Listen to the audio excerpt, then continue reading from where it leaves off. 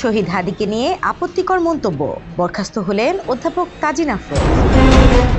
ইনকিলাব মঞ্চের মুখপাত্র শহীদ শরীফ ওসমান বিন হাদিকে নিয়ে আপত্তিকর মন্তব্য করায় সাময়িক বরখাস্ত হয়েছেন এনাম মেডিকেল কলেজ ও হাসপাতালের অধ্যাপক ডক্টর তাজিন আফরোজ শাহ।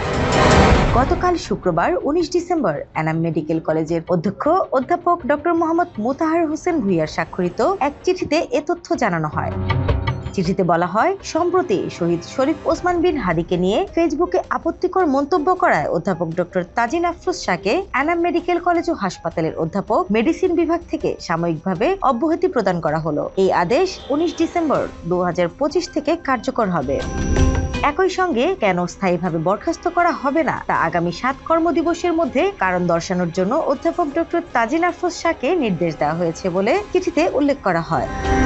স্নিগ্ধা আখি, দৈনিক নতুন সময়, ঢাকা।